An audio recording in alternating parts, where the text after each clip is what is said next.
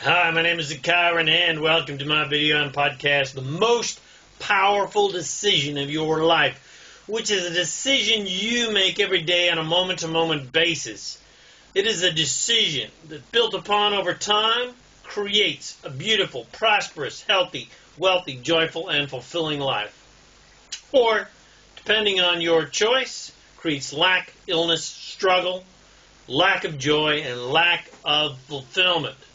So if you prefer the former to create prosperity, love, and joy in your life over its polar opposite, then enjoy this video and master the profound insights contained within to make your dreams come true. And years from now, I look forward to receiving from you awesome, inspiring testimonials about how this simple teaching has radically improved the quality of your life.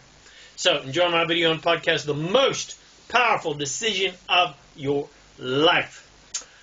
Hi, my name is ZaKaiRan, and I help success-minded entrepreneurs achieve a success mindset to propel your life and your business to unlimited heights of success to achieve the joy and freedom you desire.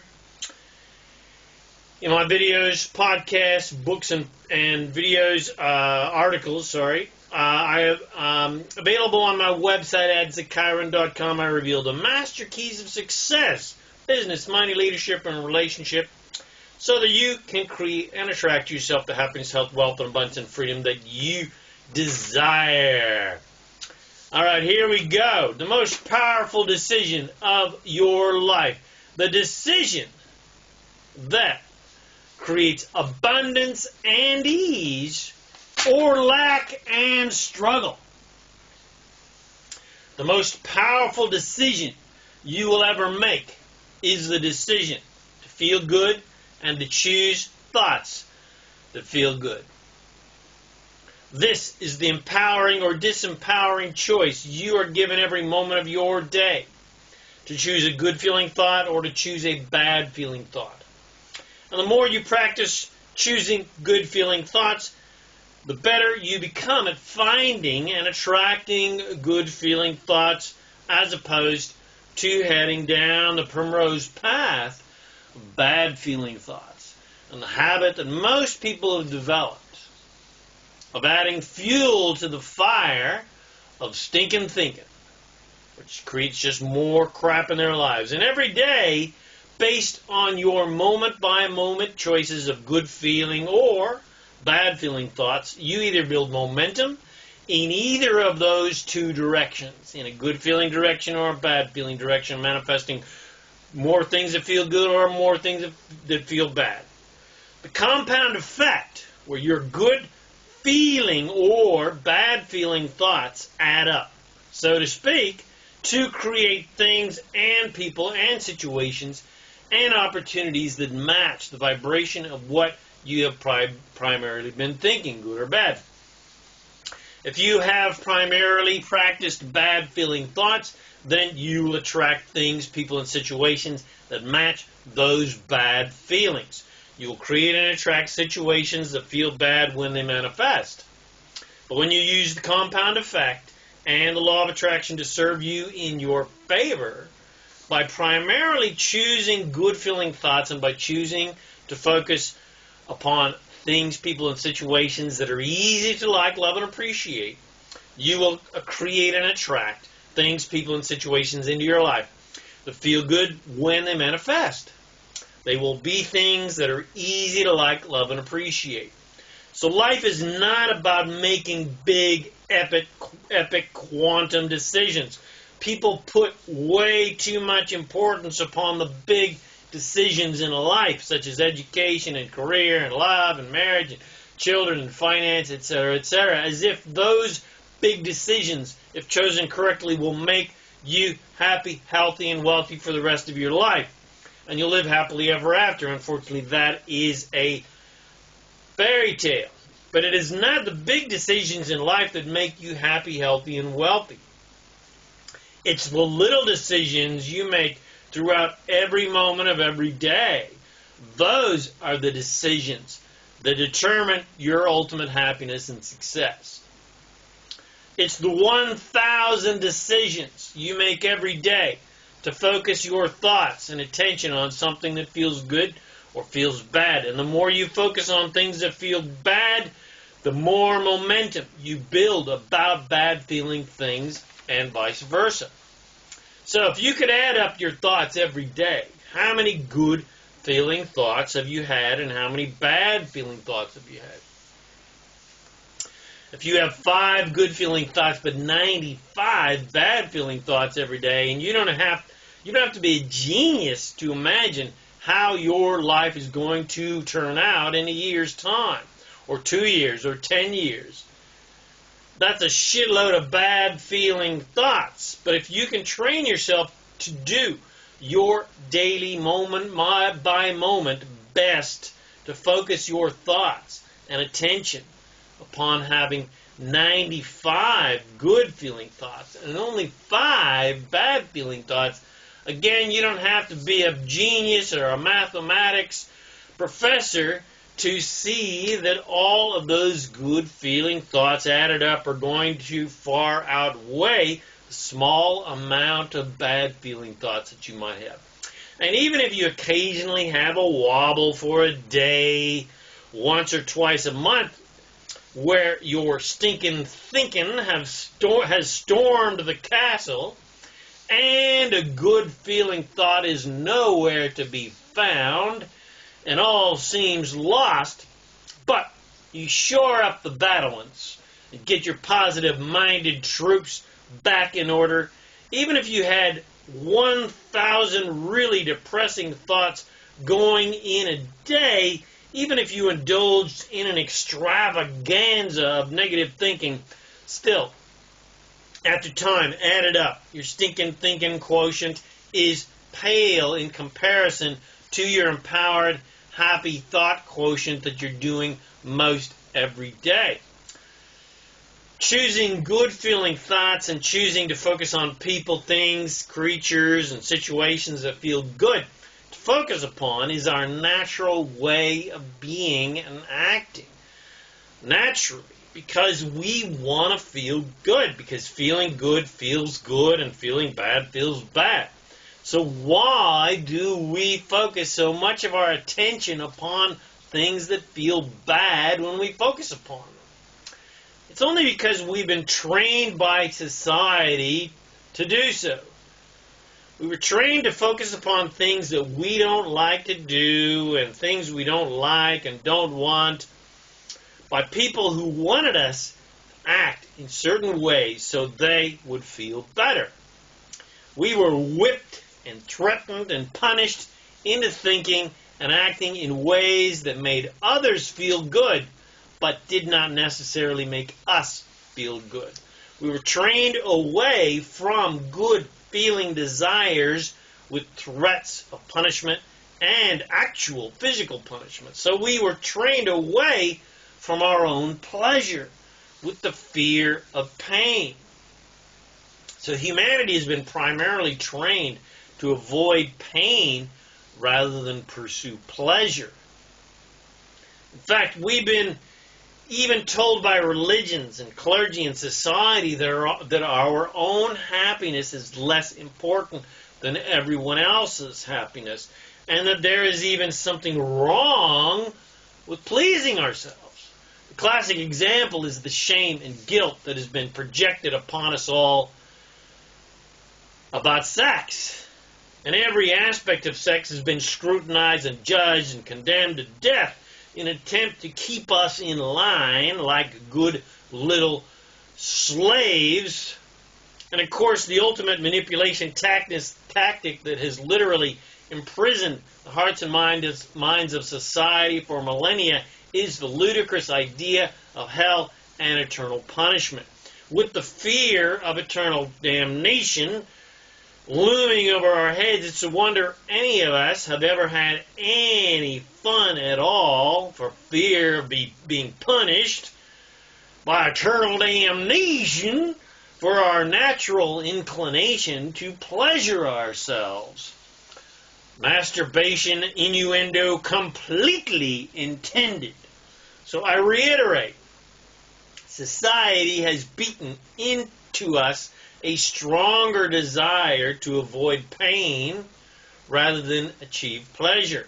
And they've made double secret sure that we wouldn't head down the self-pleasure path through guilt, shame, and punishment.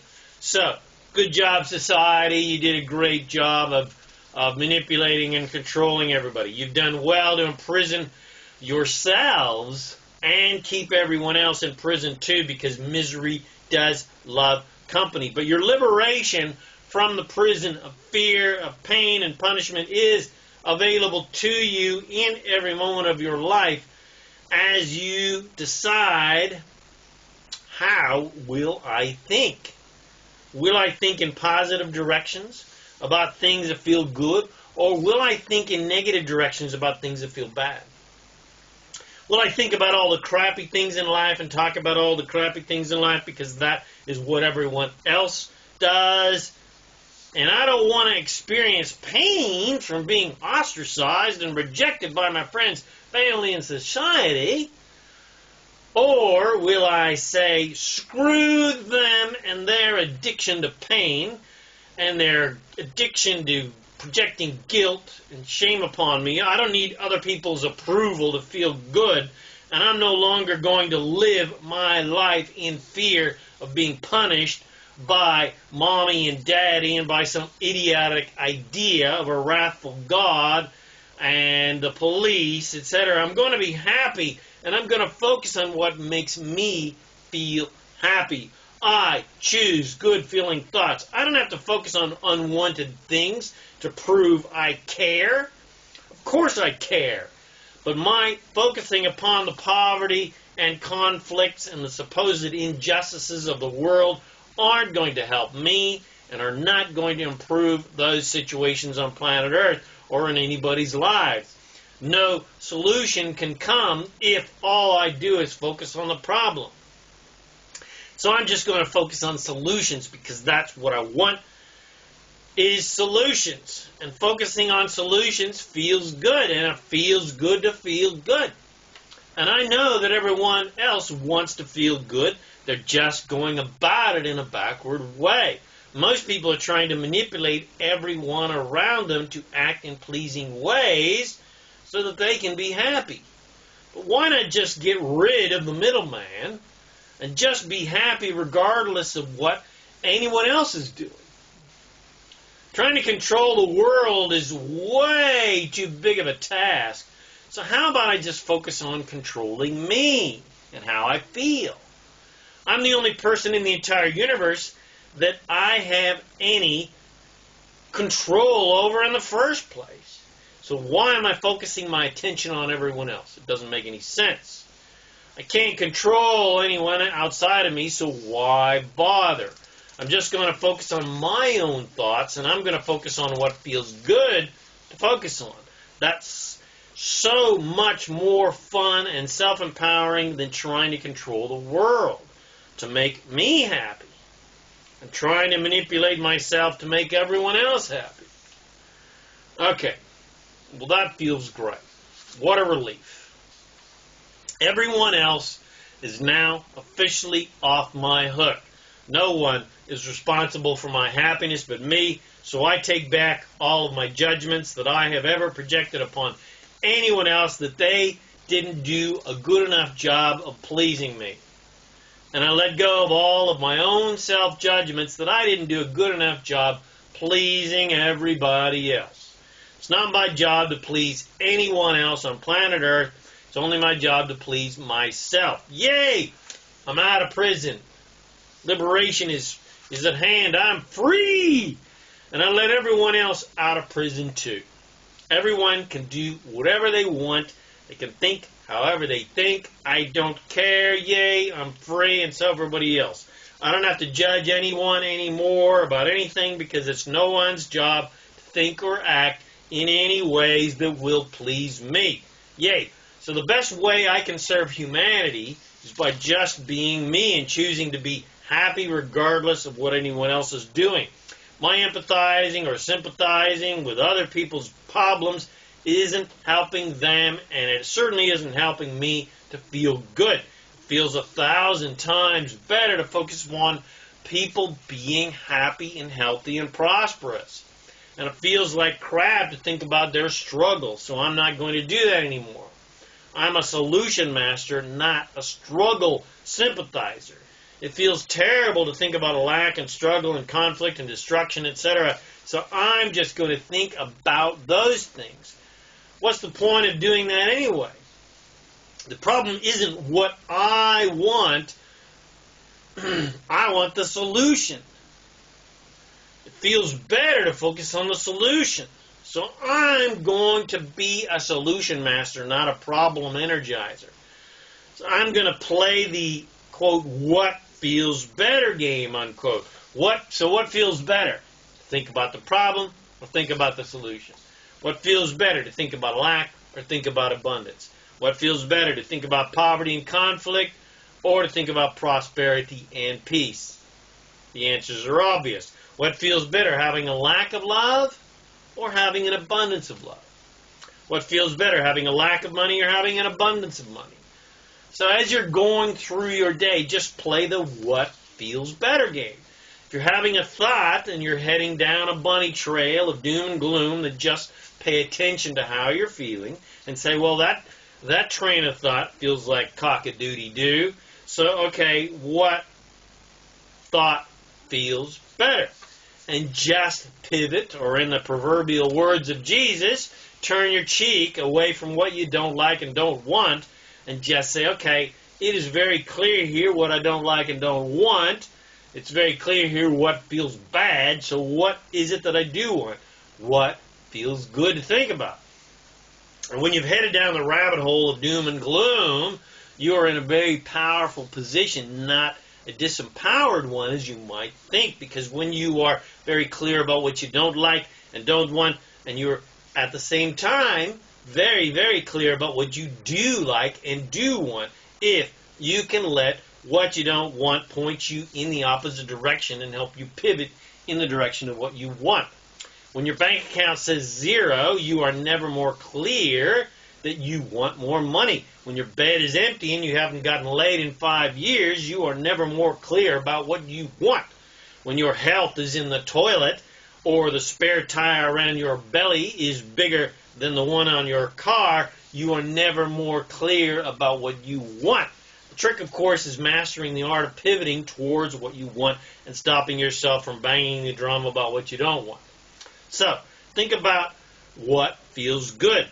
To think about your lack of money and your lack of love and your lack of health and your lack of fitness? Or does it feel better to think about an abundance of money and to think about having an abundance of lover, an abundance of love, an abundance of lovers? And does it feel better to think about being amazingly healthy, happy, and fit? It's your choice every day, every moment. Good feeling or bad feeling thoughts. Does this feel good to think about it? Or does it feel bad to think about it? The universe does not care which way you think. It will give you more of whatever good or bad feeling things you are focused upon. The universe, God, source, all that is an unconditional lover, not a punishing, wrathful overlord trying to control you like a puppet. This is where seemingly, quote, out of the blue, unquote, thoughts and inspirations and amazing ideas and songs and poetry and books come from. They're attracted by good feeling thoughts, or they're attracted by bad feeling thoughts as a solution to your problems, because every problem or challenge you have in your life, you instantly, consciously, or pivoting, or unconsciously, you instantly create the solution by pivoting, or the solution is there unconsciously because we all want solutions. Because we all want to feel good. The solution is instantly provided for us by source, by God, by the universe, whatever you want to call it. And if you master the art of pivoting towards solutions, the solution is always there waiting for you. Knock, the door is open for you. Seek and you shall find. Ask and you shall receive. Every day I am offering solutions for humanity. Every day I am offering to people that are attracted to me and the solutions that Source and I are offering in response to people's desires to receive the solutions to their problems in life. And every day I see people unable to pivot and see the solution that is right in front of them because they are so addicted to banging the drum of the problem. And so, Source and I move on to the next person and the next person and the next to discover who really and truly and honestly wants the solution. And for those who are well and truly open to receiving the solution, to receiving the answer to their prayers, the answer, the solution, flows in unlimited quantities and as much as they will allow. That is how much will flow to you when you allow it, when you open. So how much of the unlimited abundance and love and joy and health and wealth and fun and excitement and ecstasy are you willing to allow into your life? Well, we shall see, because your life will be a direct reflection of that degree of allowance and openness that you are allowing and opening to. And if you are truly ready for the abundance and joy and love that the universe is ready and willing to give you, then I want to hear from you. I want to hear you. I want to work with you. I want to play with you. I want to co-create with you. And I would like to offer you a free 45-minute success and freedom consultation to help you get on track, to help you get focused on good feeling directions and see what wonderful things we can create together. So if you're ready for a life of nonstop, unlimited abundance, joy, fun, love, and freedom, contact me now at freesession.info. That's freesession.info. I look forward to meeting you. I look forward to experiencing the wonderful things we help you create in your life.